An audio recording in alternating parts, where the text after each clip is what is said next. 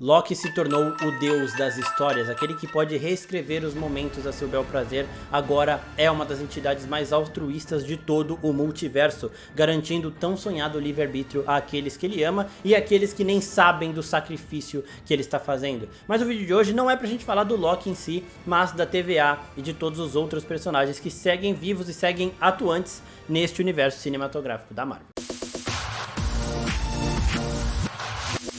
E aí, seus geeks, tudo certo? Eu sou o Marcos Veloso e o vídeo de hoje é pra gente especular o futuro da TVA e de seus agentes, né? Depois que o Loki fez o que fez, qual é a nova missão da TVA, né? Eles não têm mais que podar ramificações da Ilha do Tempo Sagrada, afinal, o Loki está garantindo que todas essas ramificações possam existir e viver de forma segura, tendo tão sonhado livre-arbítrio. Antes de eu começar a falar sobre isso, eu quero pedir para vocês se inscreverem no canal e depois, se gostar do conteúdo, não se esquece de curtir. Também avisar que o vídeo de análise do episódio final da segunda temporada já está linkado aqui no card, já foi publicado no próprio dia que o episódio foi lançado.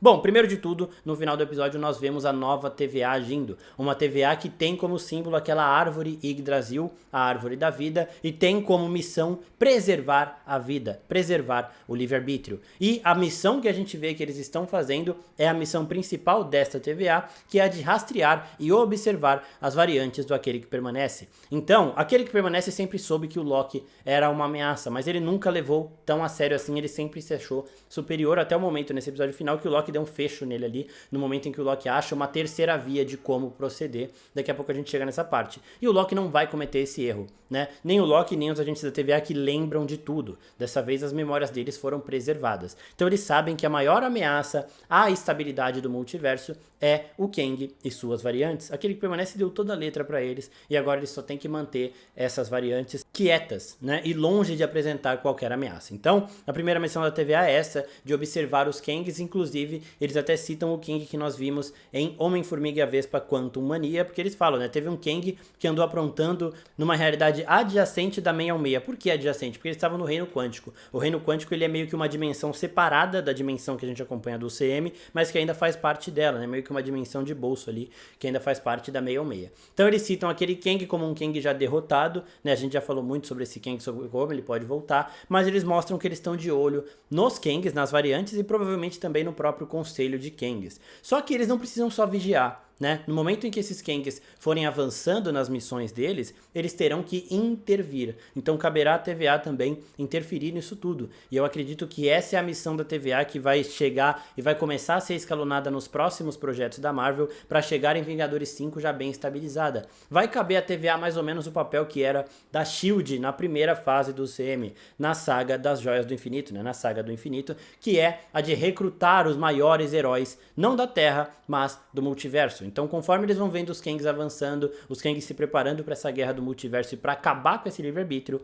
eles terão que agir também e irão recrutar os Vingadores que podem combater essa ameaça em diferentes linhas do tempo, em diferentes realidades. O Loki tá lá, ele não pode fazer nada, ele sacrificou a liberdade dele perante aos seus amigos e a todas as pessoas de todos os universos ali, de todas as ramificações da linha do tempo sagrada, então ele está mantendo essas vidas seguras, né? Mas ele precisa de uma entidade para proteger essa liberdade toda, porque a gente tem que lembrar quais foram as duas alternativas que Aquele que Permanece deu pro Loki. E essa escolha que ele tomou não faz parte de nenhuma das duas, ela é uma terceira via.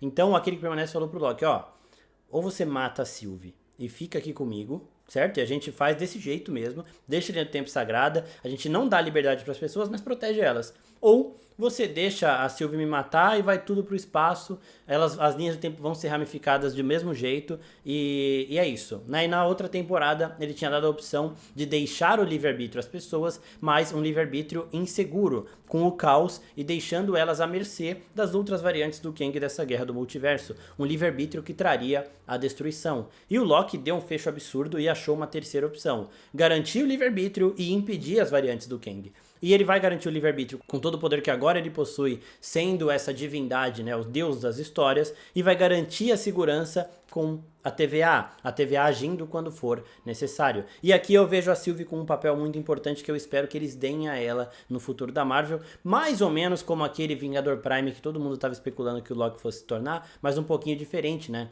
Ela, se a gente for pensar aqui, é a principal combatente do Kang que está disponível, que está livre pra agir, né? Ela sempre falou, se aparecer uma variante daquele que permanece, eu vou matá-lo. E é claro que ela vai viver a vida dela, mas eu acredito que ela sabe do sacrifício que o Loki está tendo e ela sabe da importância de manter essas variantes Kang sob controle. Então eu acredito que no momento em que o Conselho de Kangs começar a agir ou algumas variantes soltas, caberá a Sylvie e aos outros agentes da TVA, o Mobius, a B15 e tudo mais, recrutarem os Vingadores do Multiverso para enfrentar essa grande ameaça. Imaginem como seria fantástico a Sylvie interagindo com outros personagens do CM, principalmente com o Thor, porque na realidade dela, que foi podada pela TVA quando ela ainda era uma criança, ela tinha um irmão ou uma irmã que era o Thor, né, sua versão masculina ou feminina ali, mas ela tinha. Então eu quero muito ver esse encontro acontecendo, eu quero ver também a Sylvie interagindo com outros personagens e espero que isso aconteça.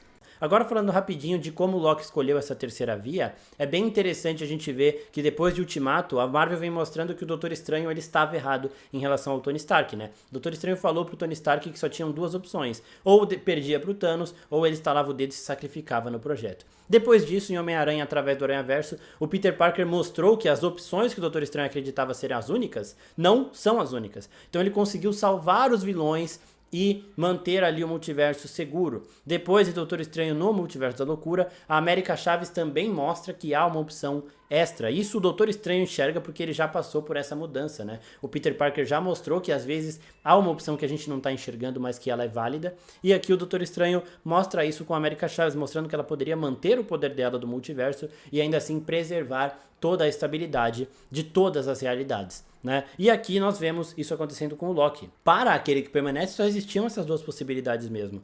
A de manter um controle seguro, as pessoas não tinham livre-arbítrio, mas elas estavam seguras, e ignorantes também, no termo de não saber que isso estava acontecendo, né? A gente seguia ali o nosso roteiro sem saber que era um roteiro, né? Ou a possibilidade do livre-arbítrio caótico, deixando essas pessoas à mercê dos Kangs. E o Loki achou uma terceira opção e a TVA é crucial para isso, né? Então é bem legal a Marvel mostrando que o Tony Stark poderia estar vivo. Tinham outras formas de derrotar o Thanos ali, só que a gente não sabia naquela época.